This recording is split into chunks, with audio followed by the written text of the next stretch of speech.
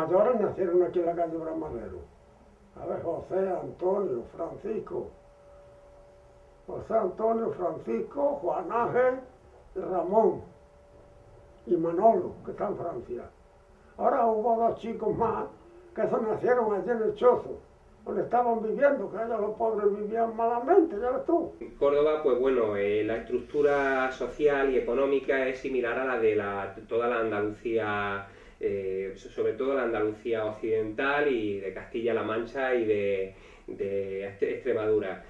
Hay una injusta distribución de la propiedad de la tierra, hay una masa campesina enorme que no posee tierra, que vive a jornal y que suele trabajar como mucho entre 6, 8, 10 meses, los años que son buenos en cosecha, y que obviamente vive en una situación lamentable porque los jornales son muy bajos, también porque no existe ningún tipo de seguro social como los que nosotros tenemos en este momento, no existen seguros de enfermedad, de paro. Los ayuntamientos no podían hacerse cargo tampoco de las necesidades de estas personas que vivían en la miseria. Se trataba de subsanar o de ayudar por medio de vales que se daban de leche, por medio de vales de medicina, por medio de lo que se denominaba entonces beneficencia municipal, pero que obviamente no podían corregir la desastrosa situación, la injusta situación que se estaba viviendo en ese momento. Y trabajaban en el Bramadero, que aquello era el Bramadero, aquello era propiedad del señor Martínez Lora. Seguramente tendría 12 o 14 años cuando murió la madre. Murió la madre, se quedaron solos en el Chozo acá, con dos pequeñitos, dos niños chiquitos. Uno se llamaba Fermín y el otro no me acuerdo cómo se llamaba. Total, Ramón estaba chico, como tenía escopetas y cosas, Ramón estaba chicuelo también. Pues resulta que una escopeta, abrió la escopeta, a ver si estaba cargada, y el chiquitillo pues se pudo mirar por los cañones, así, al poner la mía se le escaparó, así no le voló la tapa a los sesos. Se llamaba Fermín, que le decía a tío Antonio, ¿cómo le decía? Le decía, como Fermín Galán fue también fusilado, le decía mi galancito, le decía a su niño. Y resulta que tenía otro chiquito, a ver, y resulta que meneando una puerta se le cayó encima, que le sabató, y le hizo daño y se murió también. Más que fíjate tú lo que han pasado a esa criatura. Y los demás trabajaban, los demás chicos allí con ganado, con cabras, con cosas que tenían. Y el José y el padre y Francisco eran los que trabajaban aquí en el Bramadero. Ellos habían vivido en un cortijo y mi abuelo tenía en aquel cortijo, pues no sé si era el guarda del cortijo o lo que fuera, que allí tuvo a sus hijos, no es que nacieran allí, pero vaya allí. Y entonces el señor del cortijo se ve que también era un señor que favorecía a los de derecha. Entonces, pues claro, nunca lo ayudó, ni nunca nada. Él aprendió a leer, él no fue a la escuela. Él aprendió a leer de uno que le dice esto, el otro que le dice lo otro. Esa gente son todos mulitos. Una masa, como he dicho antes, enorme de campesinos sin tierra frente a una minoría que era la que poseía la tierra y que al poseer obviamente el control económico también poseía el control, político y social dentro de estas poblaciones. Está acostumbrado que sigue y allí todas las mañanas los obreros están allí esperando que el encargado o el operador sota le señale con el dedo así, pero para que no lo vean los otros, y al que señalan con el dedo es porque vaya a trabajar. Entonces aquel hombre va luego al encargado y dice, sí, mañana hay que aventar una palma de eso, que allí al amanecer el día, que está en la laguna del Arroyo Las Culebras, bien, a 5 kilómetros. Ese hombre va a la tienda de Juanito, hombre, dame un cuarto de tocino y un cuarto de pan, que voy a dar una jornada y cuando venga yo te lo pago. Sabía que era verdad que se lo pagaba, pero aquel día como llegan allí con sus alpargatillas y su taleguilla, el hombre, ese camino de tierra, llega allí y no corre viento. Y paran una media hora, una hora y le dicen encargado, señores, hay que venir otro día, no corre el viento. y ese hombre tiene que volver a su casa con su taleguilla y compartirlo con su mujer y sus hijos, porque no tiene otra cosa que comer. Y entonces mi padre, me quiero yo referir en este sentido, es de que veía la injusticia y por esa injusticia él no quería pasar. No quería pasar, pero tenía que pasar porque, claro, si había, como entonces se llamaba, el señorito, y el señorito era el que mandaba, pues ¿qué tenían que hacer? O haces lo que yo quiero o te vas a freír espárragos porque no hay otra cosa que hacer. Entonces, ¿qué tenían que hacer las criaturas? Agachar la cabeza, mi padre por ahí no pasaba.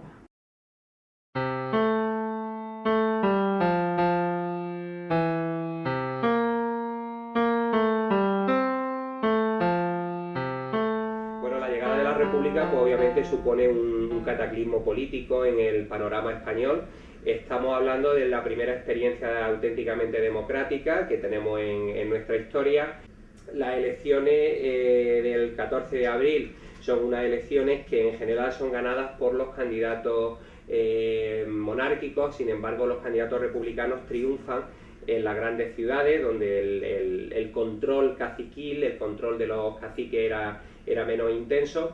La llegada de la República, pues bueno, va a dar alas al movimiento social, al movimiento revolucionario, al movimiento político del campesinado y de las clases populares andaluzas y obviamente cordobesas. Y ahí fue donde, estando ya 16, 17 años, ¿sabes?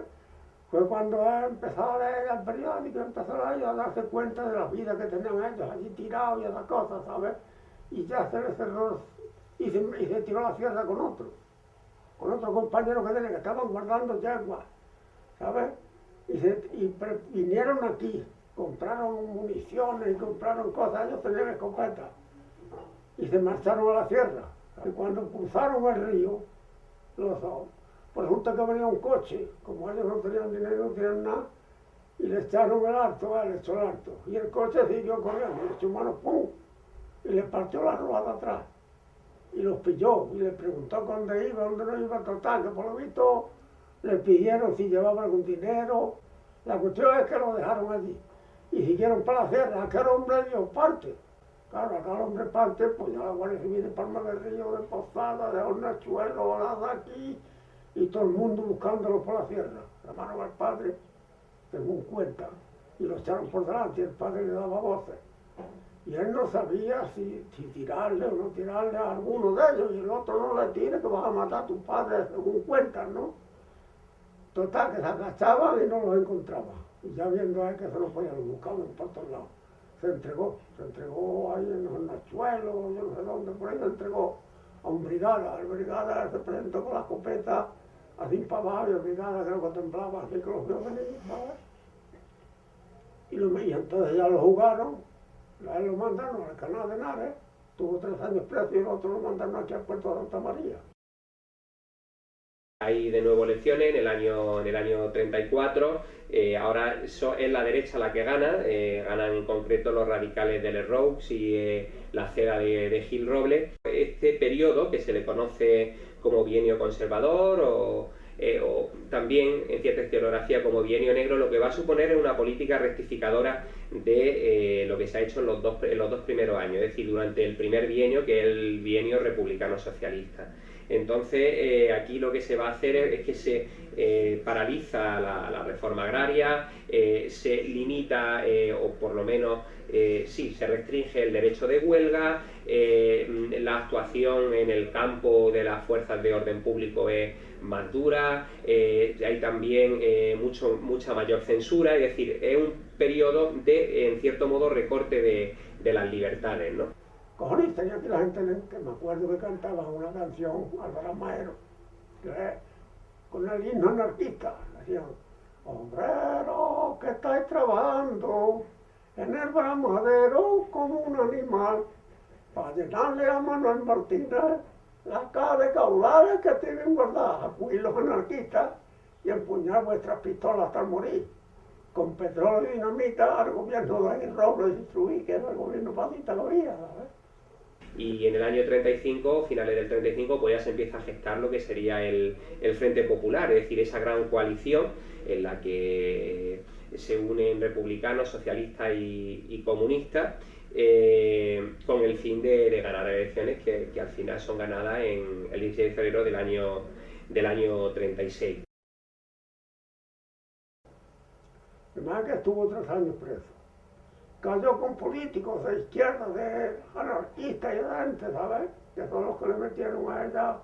Y claro, pues lo clavaron con él, dieron cuenta lo que era. Y metieron mano y estudió un día y otro y otro y otro. Y estuvo 3 años estudiando y leyendo y escribiendo, y, ¿sabes? Y me acuerdo yo que cuando vino, salió de la cárcel, después de las elecciones que ganó el Frente Popular, lo tuvieron que dar larga. Y entonces, pues fue pasando el tiempo, organizó la gente aquí, la gente nueva, los hay más nuevos y mayores, ¿sabes? Le echaba charlas, le echaba y los organizó y los preparó, ¿sabes? Y os voy a contar una anécdota que pasó, una cosa. Dice, esto era una vez que salió un hombre con 5 hijos de su casa en busca de trabajo, porque no tenían trabajo y tenían que salir. Iban por donde fuera, por un camino, cuando le salió un dragón. Y el hombre dice, pues le entrego un hijo, y mientras nos escapamos los otros. Le entregó un hijo, y los otros siguieron corriendo, pero el dragón devoró el primero y siguió corriendo y los alcanzó otra vez. Y entonces dice, pues le entregó otra vez, y nos escapamos los demás. Le entregó el otro y el dragón los devoró y los alcanzó otra vez. Y así sucesivamente hasta que le entregó el último. Cuando le entregó el último miró para atrás y el dragón venía detrás de él. Y entonces el hombre pensó, dice, si yo en vez de darle a mis hijos uno a uno, nos hubiéramos unido todos y nos hubiéramos avanzado al dragón, tal vez hubiéramos muerto uno o dos, pero el dragón lo matamos y los demás salíamos vivos. Y eso es lo que hay que hacer, compañeros, unirnos todos y luchar juntos. Bueno, la gente se volvía loco. La gente se volvía loco, hombre, la juventud, hoy los hombres mayores y todo. Bueno, que como persona lo querían la gente porque no luchaba por posición de tener, sino luchaba por los otros, para que los otros no hubiera esta injusticia, que entonces, si ahora la hay, entonces se veía más la injusticia que ahora. Y entonces, pues eso es lo que hacía. El programa del Frente Popular es un programa reformista, es un programa continuista respecto al primer bienio. Es decir, los que hablan de que era un programa revolucionario, en ningún momento. El programa es un programa auténticamente reformista, pretende seguir con las reformas del primer bienio y la situación de tensión que se vive en el campo cordobés no es tan grande como se nos ha hecho creer. Es decir, ha habido interés en justificar el golpe de Estado del 18 de julio, no solamente en Córdoba, sino en toda España, basándose en ese presunto clima de alteración social o de inestabilidad. Y en realidad no fue así. Aparte de eso, los conflictos parecía que siempre estaban organizados por la izquierda, ¿no? Que habían sido pues militantes socialistas o comunistas quienes alteraban continuamente el orden público, cuando vemos que no, que muchos de estos muertos pues fueron enfrentamientos también con las fuerzas de orden público o fueron provocados por los patronos o por militantes de la derecha política. Como un mitio fuerte palmera que vinieron gente de Palma de Río, bueno, dijo el Pepito España y otro, y él también iba, pero salió una manifestación de aquí con él, ¿sabes? Con la bandera. La bandera la llevaban las mujeres. Cuando la guardia, las mujeres se asustaron y entonces llegó ahí con la bandera. Dice, apartarse que pasen por medio. Eso, la gente se apartó para los lados. Y cuando llegó la pareja hizo así con la bandera y le puso la bandera por delante y se cuadraron, ¿sabes? Eso sí lo vi yo, ¿sabes? Que de allí me volví para atrás porque yo iba mal, yo iba diciendo un guardia, porque llevaba siempre un abrigo largo y una boina, ¿sabes? Iba diciendo un guardia, los 13 de la boina, como algún día me encuentro yo con él, le voy a partir la cara, iba diciendo. Dice, los viejos no lo es. Dice, a ver, y nos encontramos. Y entonces ya pasó todo aquella oleada, llegó el verano, se fue a cegar a ese lado de Ecija, a un pueblo que dice Marinalea, cerca de Marinalea. La cuestión es que se levantaron un día un movimiento de gente por el pueblo, decía gente, ¿qué pasa acá? Nadie sabía nada, ¿sabes? Pero dice, voy a yo a enterarme, ¿sabes? Y claro, en el momento que llegó, pues se enteró lo que había pasado, había sellado el movimiento. Y entonces él volvió y le dice, muchachos, va a sellar el movimiento, una guerra, va a empezar una guerra. Y nadie quiere decir que cada uno que se vaya, después no, seguir aquí, ahora que yo me voy ahí. Y por lo visto, pues se encontró de venir un coche con un caballo y un cura dentro. Se apartó de la carretera y por lo visto al llegar el coche se encontró, oiga, haga usted el favor de pararse. Este es un trabajo. Lo echó abajo, lo estuvo registrando y el tío llevaba 2 o 3 pistolas o 4 pistolas que las trajo aquí. ¿Sabes?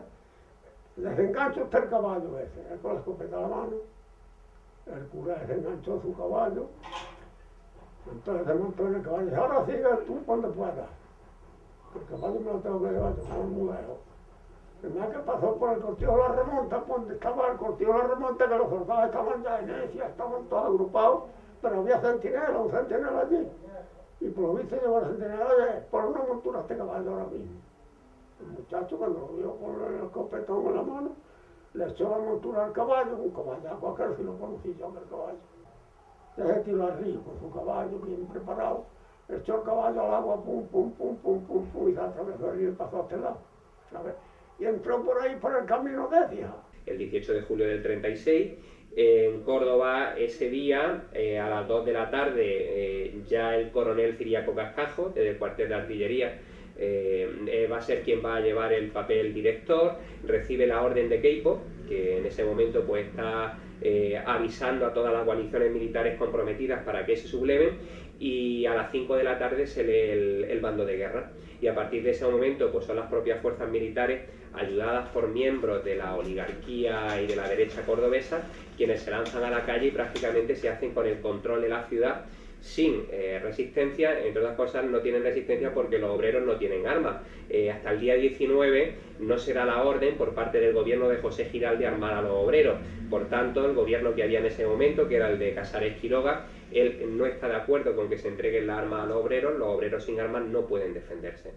Pero aquí, pues claro, aquí ya estalló el movimiento, por que ya estaba toda la gente preparada, ya estaban haciendo guardia. Mi padre era el presidente del comité de guerra, ¿sabes? El que repartía gente ya y hicieron las guardias y ya pillaron escopetas.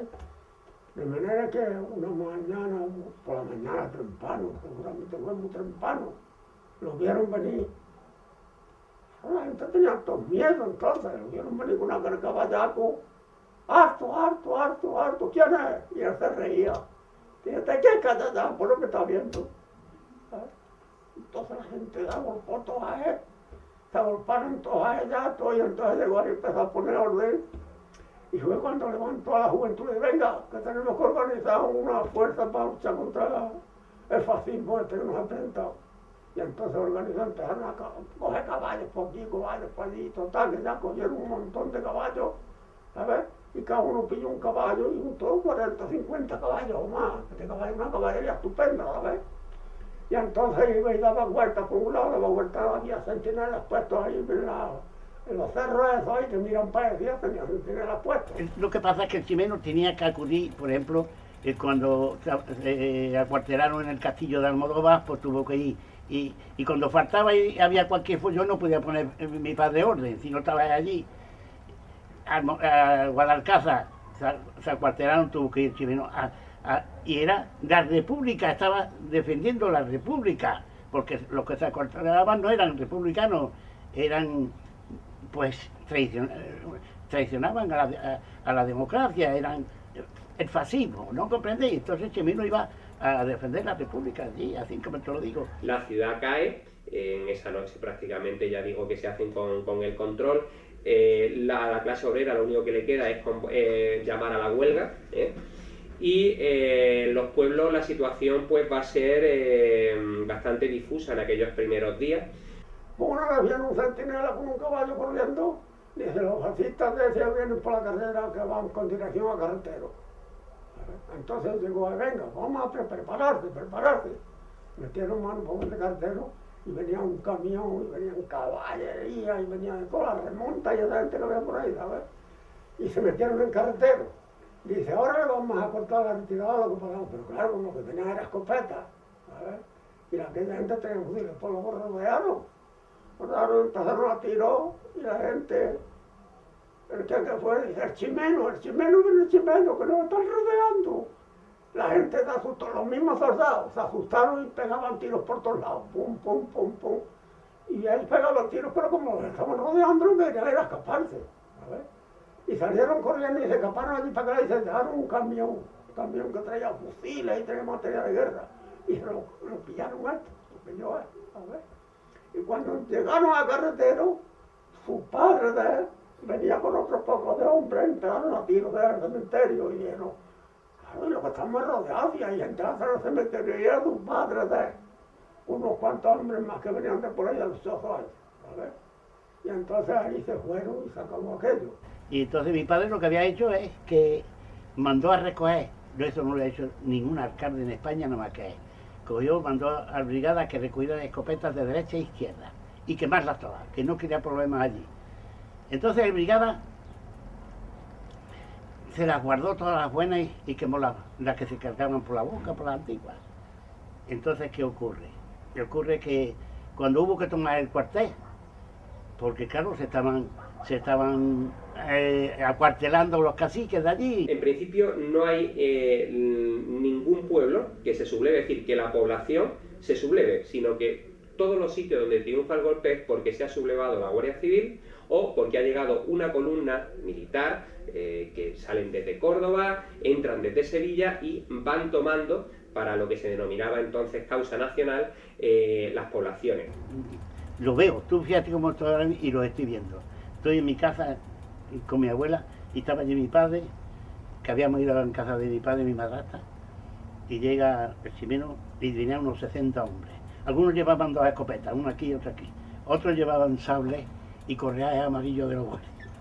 Yo me acuerdo, todos uniformados no, de paisanos, pero cada uno las pirulas colgadas. Pum, pum, pum.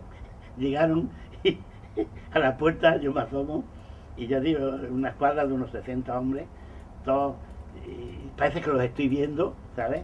Y entonces mi padre se va con el chimeno al ayuntamiento, donde está ya constituido el comité. Está constituido ya el comité para tomar la decisión de lo que van a hacer. ¿Qué hacemos con esta gente? Pues vamos a darle de plazo hasta las 12 de la noche. Y si a las 12 no se entregan, se toma el cuartel. Pero eso lo ha decidido todo, no el alcalde solo. Ha sido el comité. Y entonces le dice al chimeno, ve, llama y le dice a la brigada que si a las 12 de la noche no está abierto, que se toma el cuartel.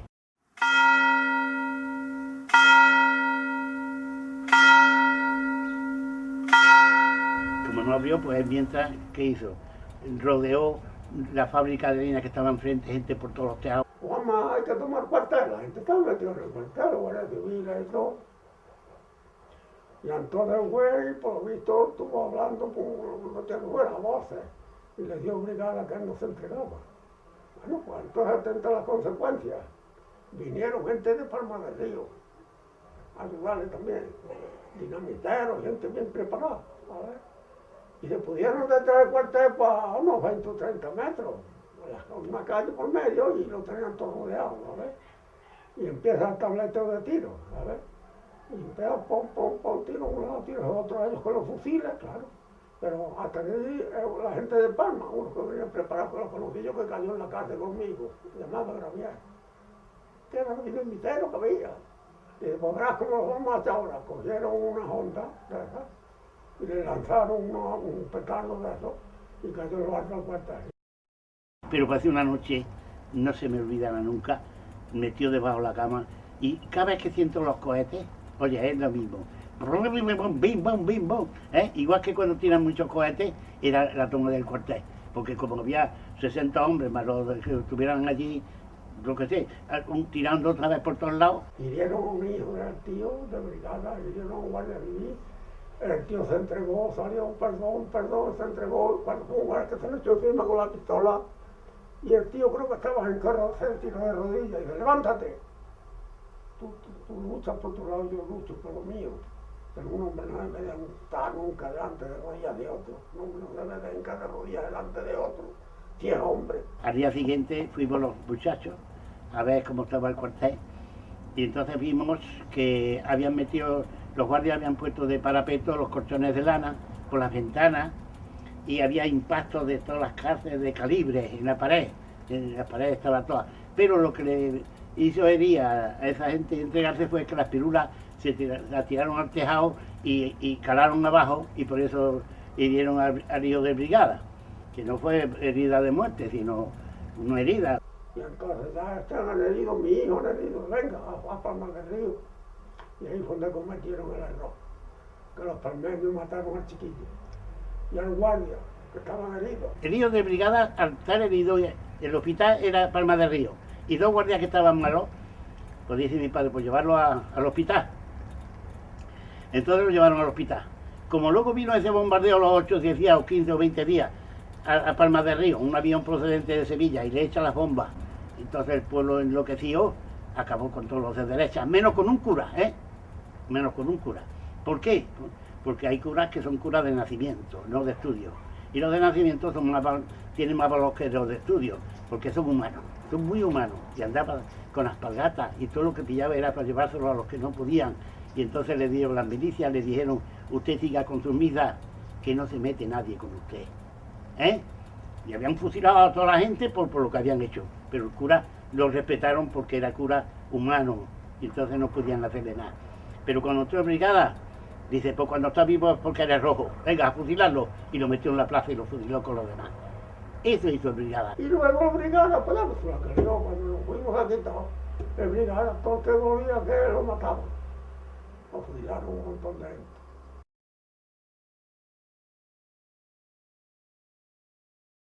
Cuando se llegó la caballería, pues el cuartel lo pusieron en el Gran Maero. Que ahí había cuadras, había paz, había de todo demás.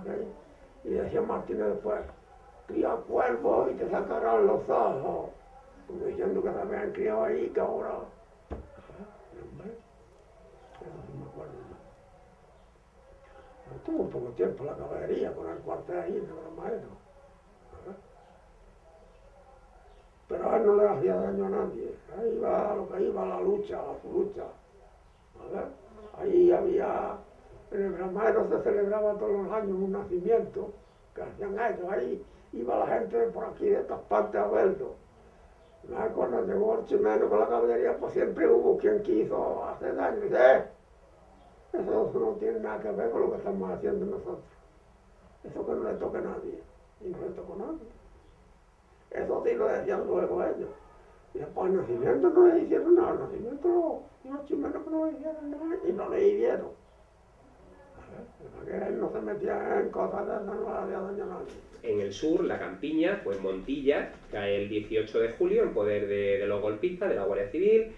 Eso ocurre en Rute, eso ocurre en Lucena, pero por ejemplo, Puente Genil no cae hasta el 1 de agosto, cuando entra la columna de Castejón, en la que van los moros, y lo toman, ¿no? Ocurre también casos como, por ejemplo,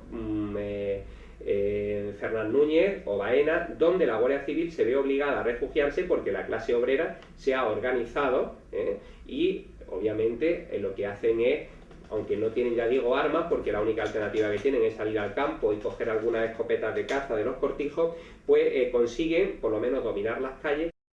Él no participó en quema ninguna de la iglesia. Eso lo hicieron ya gente, a lo mejor mientras no estaba ahí. Porque yo recuerdo que decían que se habían metido la gente en el comercio de los Herreras, ese comercio que hay enfrente de aquel lado. Y empezaron a coger tela y le avisaron a él. La gente está ahí repartiendo tela y tal. Y salió corriendo y dice, soltad las telas y todo lo que tengáis ahí ahora mismo, que vosotros todavía no hace falta tela. Si algún día os hace falta, alguna vez hace falta, venimos y se coge, pero ahora déjala ahí quieta. Y lo echó fuera. Lo entraron la primera vez en Fuente Palmera, iba el capitán Tello, mandaba la caballería de allí de Écija. Y el chimeno, con la pistola delante de la tanqueta y su caballo, no dejaba abrir las puertas de la tanqueta. Y dijo el capitán Tello, si yo cuidara a este hombre prisionero, estaría en mi compañía mandando aquí, porque es un héroe. Eso dijo el capitán Tello, ¿sabes? Del chimeno. Porque él solo, con una pistola de 9 lados, pim, pum. Y aquí en Fuente Palmera, pues resulta que tenían a los presos, ahí en la plaza. Hay una ventana de algo plano, metida para adentro. Ahí estaban los presos. Y se presentó, y le dijeron los presos, le faltaron a él. Y entonces cogió un petardo que llevaba y lo encendió y se lo tiró. A ver, y se cayó el petardo al suelo y se tiró al suelo y lo tiró otra vez. Se taparon y uno creo que lo hirió bien. A ver. Y entonces siguió para adelante con el caballo, cuando pum, se le presentó por la esquina un camión blindado. Claro, pero empezó a dispararle, pero como claro, él salió corriendo con el caballo porque le pilló, para ver si podía pillar una esquina que había allí muy cerquita, a ver. Pero se le encajó el camión encima. Y como el camión estaba, era una cosa provisional, y los tiros salían fijos, no podían cambiar para ningún lado, ¿sabes? Pues se dio cuenta, y entonces lo que hizo fue que le echó el caballo encima, al camión, caballo muy bien preparado. Y se puso de lado al caballo, le iba dando, pum, pum, pum, con la pistola. Iba tirando, le pilló las dos piqueras que tenía al lado, se las pilló con la pistola. Y seguramente le dicen que seguramente mató y hirió al que fuera allí dentro. Viendo el tío, que no, el jefe que venía con ellos, un capitán o lo que fuera, que no se lo podían quitar encima y que lo iban a matar todo dentro del camión, pues le dijo al chofer, tira para atrás. A ver. Y el chofer, el hombre, pegó acelerado y salió corriendo para atrás del camión, y en esa entremedia volvió el caballo y dio la vuelta y se metió por la calle aquella, y sigue otra calle y vino para aquí. Y llegó aquí con el caballo cojeando, me trompecé a mí y dije, Manolo, primo, llévate el caballo y este caballo y ponlo ahí en eso del bramaero.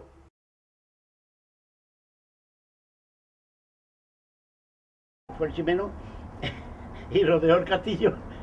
Queríamos avanzar, llegaron al castillo y no había un arma. Y es que resulta que había un túnel que salía de una mazmorra no sé dónde y salían por el Guadalquivir y desaparecieron, ¿sabes? Y si no hubo resistencia, claro, sí, tenían un túnel y se fueron por el túnel y luego vieron que el túnel salía ya cerca de